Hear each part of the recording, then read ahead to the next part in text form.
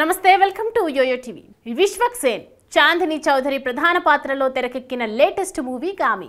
విద్యాధర్ కాకిత దర్శకత్వం వహించిన ఈ చిత్రంలో అభినయ కూడా కీలక పాత్ర పోషించింది. తమడా మీడియా వి సెల్యులాయిడ్ సమర్పణలో కార్తిక్ కల్ట్ క్రియేషన్స్ బ్యానర్ పై కార్తిక్ శబరీస్ ఈ చిత్రాన్ని ఎంతో ప్రతిష్టాత్మకంగా నిర్మించారు.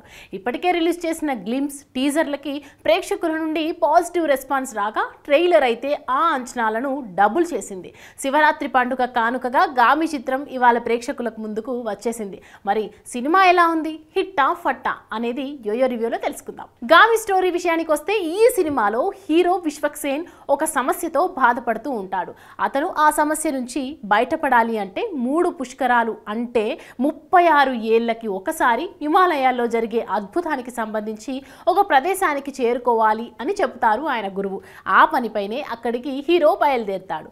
ఆ ప్రయత్నంలో అతనికి ఎలాంటి అవరోధాలు ఎదురవుతాయి, మధ్యలో హీరోయిన్ చాందిని చౌదరి పాత్ర వెనుక కథ ఏంటి, చివరికి విశ్వక్సేన్ సమస్య తీరిందా అనేది తెలియాలంటే థియేటర్స్కి వెళ్ళి సినిమా చూడాల్సిందే.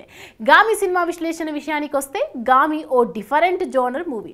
ఈ సినిమాలో దాదాపు 3 స్టోరీలు ఉంటాయి. ఒకదానికి ఒకటి లింక్ అయ్యి సినిమాను నడిపిస్తాయి. ఒక ఊరు, ఒక వ్యక్తి, ఒక సైన్స్ ల్యాబొరేటరీ అన్నీ కనెక్టెడ్గా కథ ముందుకు సాగుతోంది. ఈ అన్నింటికి ఒక దగ్గర కనెక్టింగ్ పాయింట్ అనేది ఉంటుంది. మరోవైపు అఘోరాల గురించి ఈ సినిమాలో చూపించిన విధానం ఆడియన్స్ను అట్రాక్ట్ చేస్తుంది.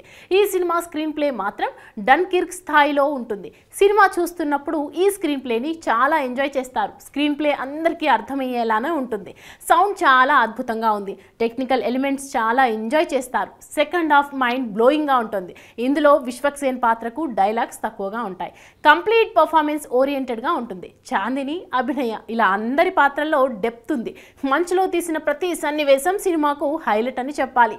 రక్తపాతం, అభ్యంతరకర సన్నివేశాలు ఏమీ లేవు. విజువల్స్, విఎఫ్ఎక్స్, సినిమాటోగ్రఫీ చాలా మెప్పించాయి. గామి మూవీకి నరేష్ కుమారన్ మ్యూజిక్ అందించాడు. బ్యాక్గ్రౌండ్ మ్యూజిక్ గూస్ బంప్స్ తెప్పిస్తాయి. హాలీవుడ్ సినిమాలను తలపించే విధంగా ఉంటుంది ఈ మూవీ.